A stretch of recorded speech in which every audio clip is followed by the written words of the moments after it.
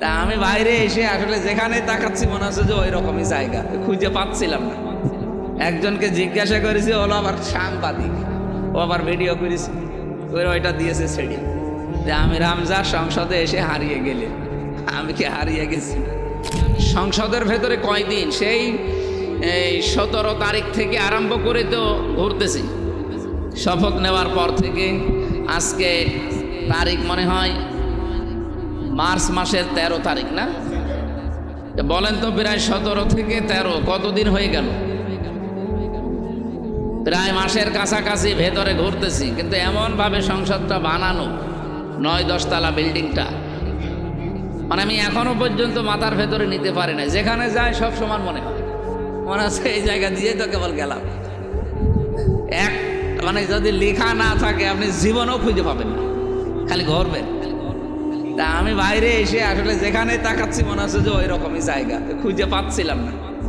একজনকে জিজ্ঞাসা করেছি, হলো আবার সাংবাদিক, ও আবার ভিডিও করেছি, ওইটা দিয়েছে ছেড়ে যে আমি রামজার সংসদে এসে হারিয়ে গেলে। আমি কি হারিয়ে গেছি?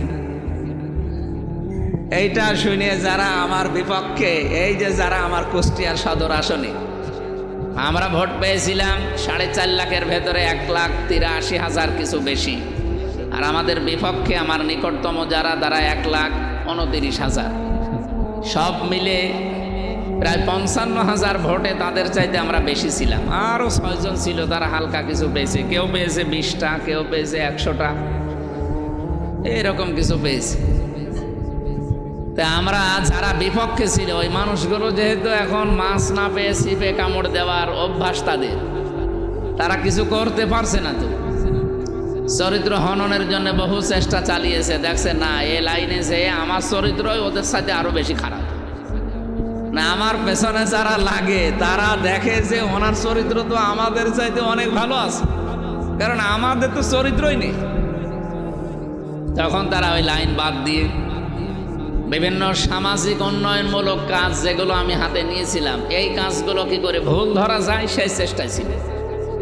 আমি নির্বাচনে যে 16টা পয়েন্টের ওপরে জনগণকে উদ্বুদ্ধ করেছিলাম, আমার নির্বাচনী ইশতেহারে যেটা ছিল, তার ভেতরে 1 নম্বরে ছিল আমি নির্বাচিত হতে পারলে 100 দিনের ভেতরে সরকারি যত অফিস আদালত আছে আমার এই আসনের ভেতরে, এগুলো সব আমি জনবান্ধব করে তুলব।